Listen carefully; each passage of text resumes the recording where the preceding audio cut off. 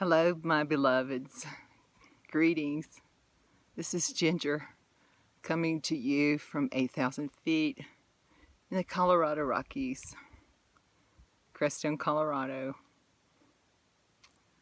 I'm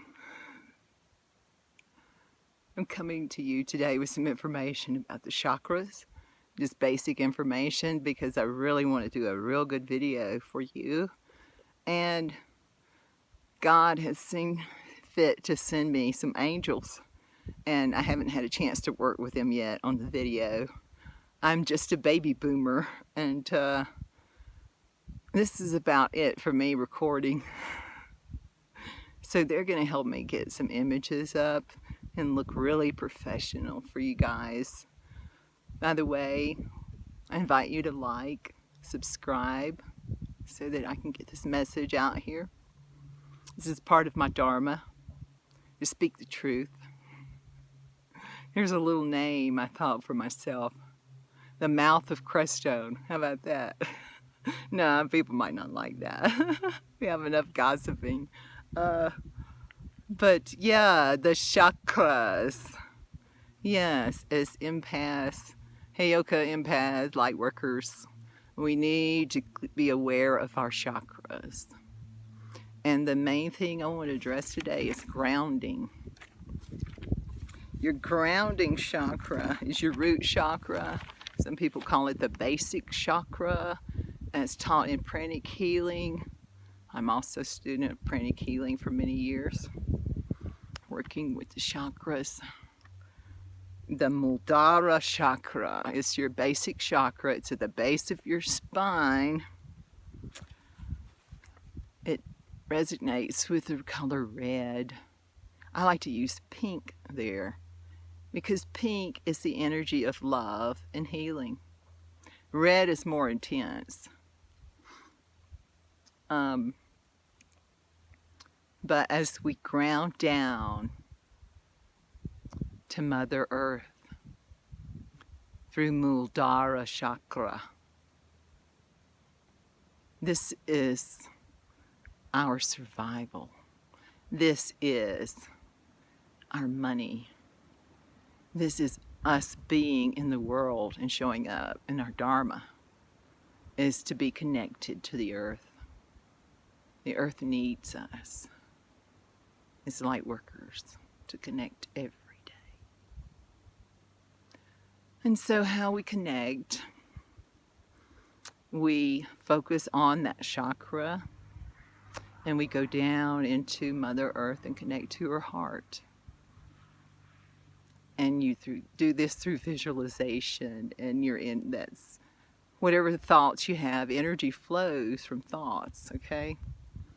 And this is deep, but kind of in a wormhole here. But we ground down. It's very easy, a child could do it. Ground down to Mother Earth. And we picture it going from our basic, from our tailbone, all the way down to the center of the earth. And we give thanks that she's our mother and that she sustains this planet. She is this planet. We're part of her.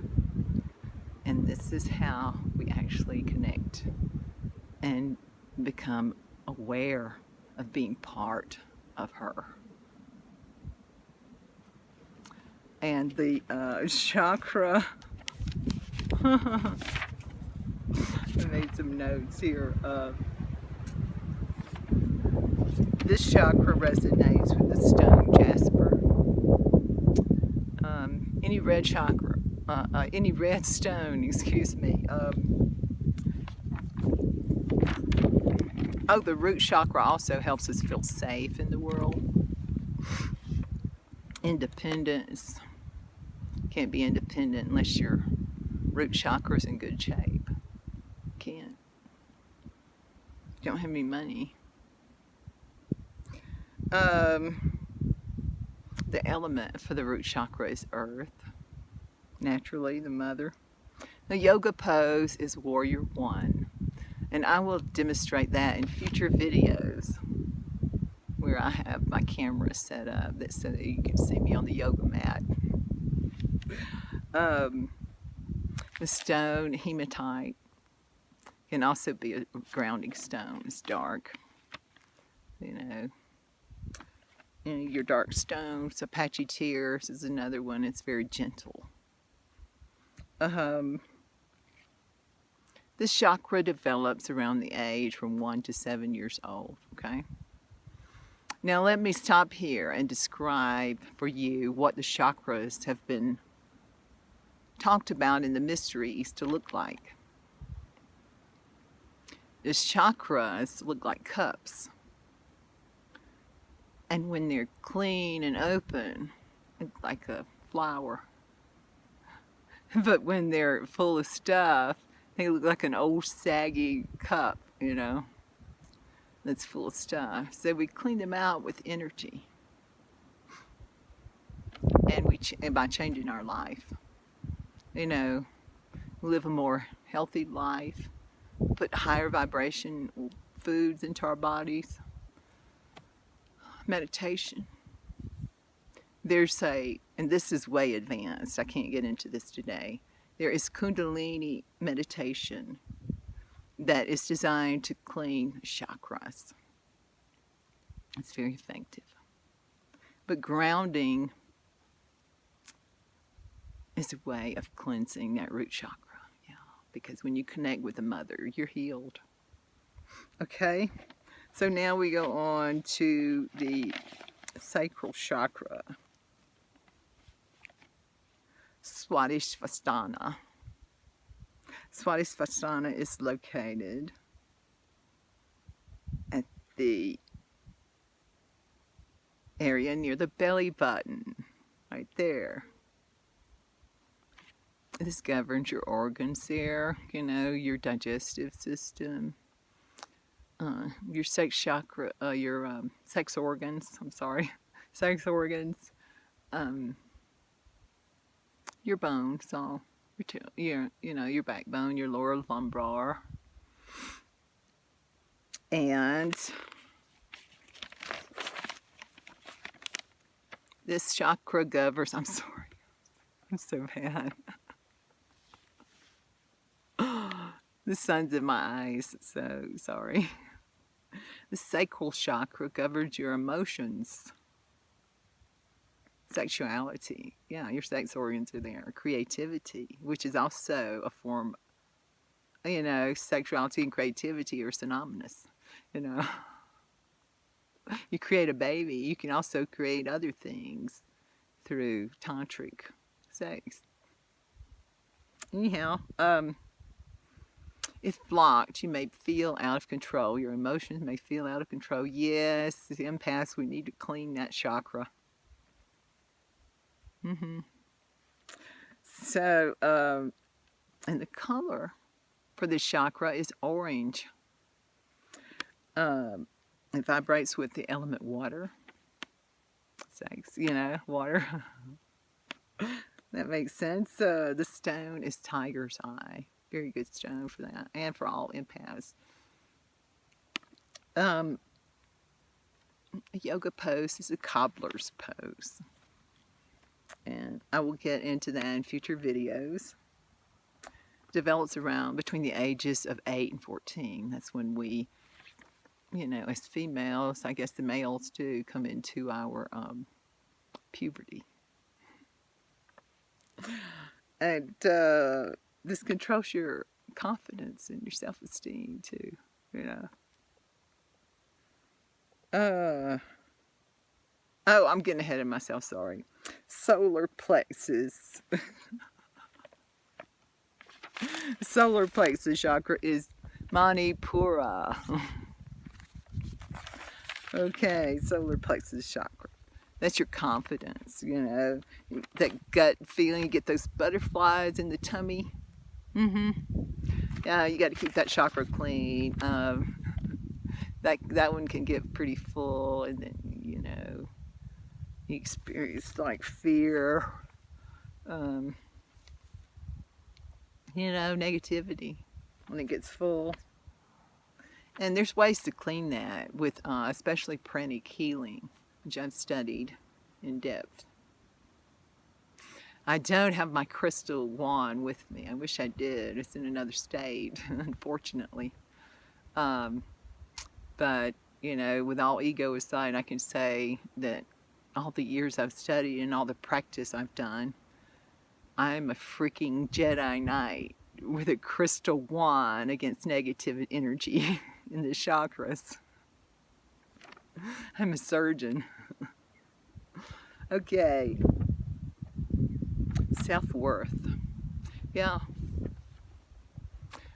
When people project stuff, like the narcissist projects evil, you know, words and feelings and all, they go right there into that solar plexus. Especially as an empath. Because we are like sponges. The color is yellow for this chakra. That's what you visualize there when you're working with them. The stone is amber, the most beautiful healing stone, amber.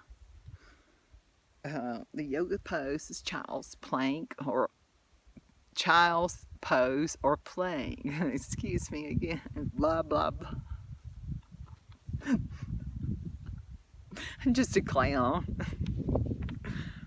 The solar plexus develops between the age of 15 and 21. Okay.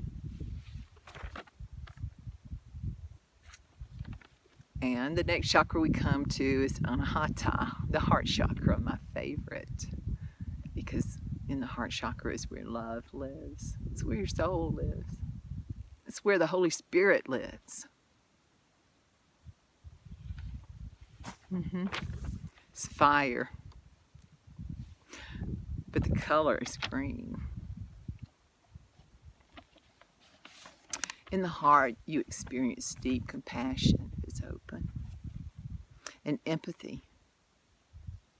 Yeah, most empaths' hearts are open. Open, open, open. It's only the dark empaths that slide into negativity. And I've been there myself. I'm going to be completely honest with you because that's the way I roll. Yeah. Especially when I was younger. I let myself get into that dark empath, a narcissist empath. Yeah. But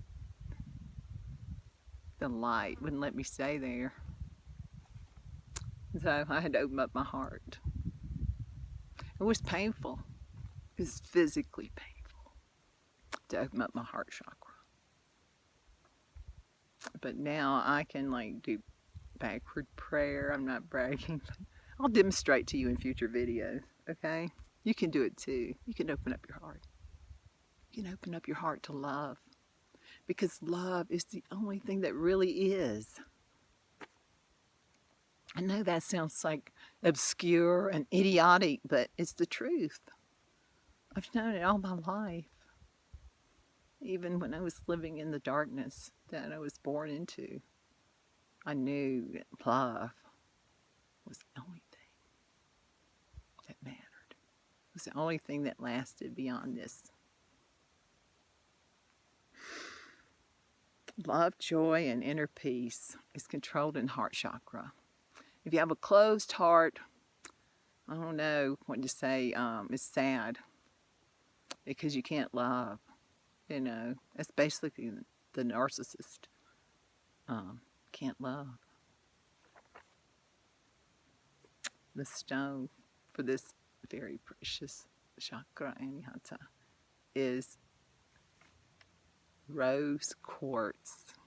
We have lots of rose quartz out here in these mountains and around. Lots of rose quartz.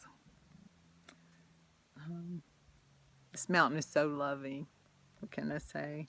Yoga pose is prayer. And I would demonstrate that, but I'm filming this with one hand. Old school. This chakra develops between the ages of 21 and 28. Yeah, a doctor told me one time that children really were not adults mentally until they were like 28 years old. Yeah. I can see that. I did live my life rather unconsciously during those years. The throat chakra. Vishuddha, throat chakra. And that's one chakra I struggle with. You can hear me, you know, have a lot to say. And a lot of things want to block me. It's taken me like 3 days to get this video going. Something always came up. The wind was too cold, it was too loud outside. I wanted to film this outside, you know. I have to share this with y'all because I love you. The throat chakra naturally controls our ability to communicate and to be heard. And if you're a child of abuse that grew up through darkness and path, you will suffer. Like I have thyroid issues. Yeah. The chakra governs the thyroid. I've had it for years. I finally got, you know, medication, which I don't like. But hopefully that'll just be temporary. My body started to look, you know, rather masculine. And I'm a female. I'm all woman. The throat chakra. It's our personal power. Yeah, I've given away my power a lot. And I had to learn to call it back. With that last narcissist, it was 2 years of my life. Finally, my angels were like able to knock me on the head, or the Holy Spirit, and say, "Wake up, Ginger. Call your power back to you. This man doesn't have all your power. His friends don't possess what you are. They don't know. And you can do this. You can be a lone wolf. You don't have to have someone. Because you've been alone all your life, basically." So, getting back to the throat chakra. It shows the throat chakra.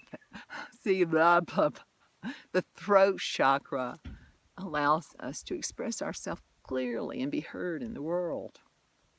And if it's blocked, you can see, like, you know, if it's blocked a long time, you can see thyroid issues. I've always been, I've never been really shy, you know. Yeah, I don't like to go into crowds by myself. I don't like that.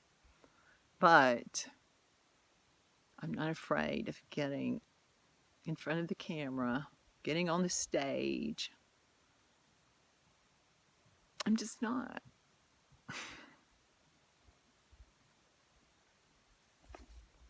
The color for the throat chakra is turquoise. I have one right here. It was my mother's. It's one of the last things I have that belonged to her.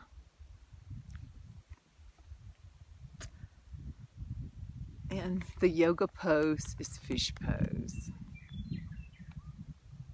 It's developed between the ages of 29 and 35. The third chakra, Ajna.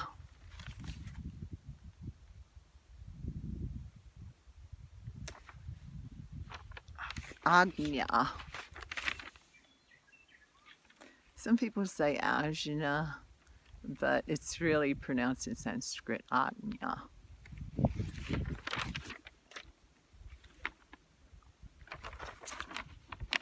This helps us connect to the divine. And yes, it does. I remember when I was in the hospital very sick about 4 years ago. And I felt like I was going. I did feel myself going. I felt my body getting cold and hard. And when I got up here, I was stuck. And so what I began to do was go in here and connect up. And there's a cord that comes through the head, out through the head. I'll get into more depth. This is too advanced. When I'm connected with Holy Spirit and my higher self. They're like, no, you're not going anywhere. You got your Dharma to do. And so it was very painful physically. But I didn't die. I didn't even get on the other side much because I don't think I would have come back. That's what Dolores Cannon says. Anyone that gets on the other side, if they have a choice, they're not coming back. And that's another sign of the Heyoka empath is near-death experiences. Yeah. And the third eye helps us to see the bigger picture. And Yoga Nidra helps with this. If you have a chance to practice any Yoga Nidra, I suggest it. It's very healing, especially if you're going through something.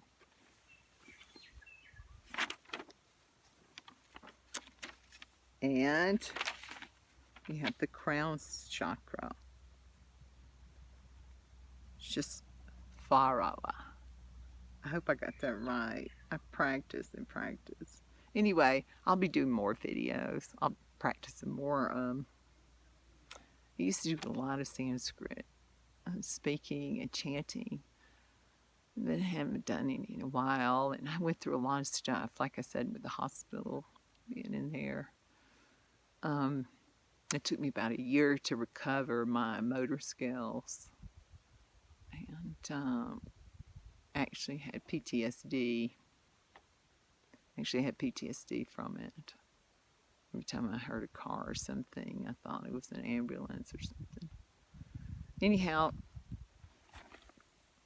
those are the basics. That's the basics on the chakras. And I would love to work with you more about healing these and opening these up and cleaning these out. You know, they get cobwebs in them, you know. They really do. I'd like to recommend a book to you. It's an old book, but it's really good. It's called Chakras by C.W. Leadbeater.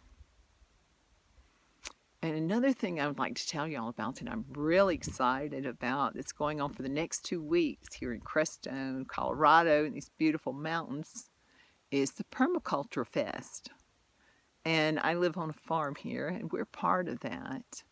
We might be having like 30 people here to feed, and I'm excited about that. Cooking is one of my dharmas I enjoy very much. It's going to be going on 2 weeks, starting up Friday, this coming Friday, since the 12th, 14th, on the 14th. But you can come late. People are coming to volunteer to help the farmers here get their food into the ground. We're going to have classes on permaculture. We're going to have live music and dancing, ecstatic dancing. I can't wait. I love dancing. I'm not shy about dancing. It just opens my heart to move my body. So we're getting ready for that. Come on out. Even if you can't volunteer, you can find a place to stay around here. Or just camp out at the Crestone Campground. There's a fee there. And also out on the Highway 17, there is the UFO Watchtower. You can camp out there, which is a pretty cool place. Yeah, we have a lot of that activity out here. UFOs, Sasquatch, and Mother God. I'm sorry, Mother God. Also, I want to leave you with this, goddesses, women. Don't take anything less than what feels good coming from a man. If a man makes you feel anything less than the mother goddess that you are, to the curb. I went supernova the other night on a friend that I cared deeply for because he said some things that were just unnecessary. There's a yogic saying about, saying things that, will you say something? If you say something, is it necessary? Is it necessary? Or is it just said out of hurt to project their hurt onto you? And you as an empath, you take all that in and you're hurt. And so then after it's happened a few times, boom, you've had enough. It's not nice to fool with Mother Goddess. It's not. And shame on you.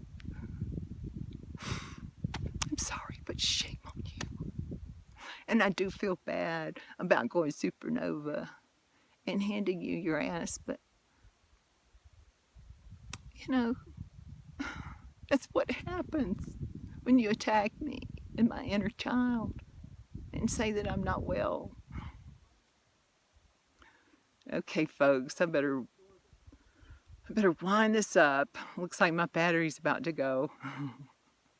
I'll have a better situation soon. I had a good reading last night from one of the campers here, Josh. These young people are just so amazing. They're just what we have evolved to be, baby boomers, those of us that have chosen to wake up, take up our dharma. We resonate with these young people. And so I leave you beautiful people, my beloveds, all of you earth angels. We are.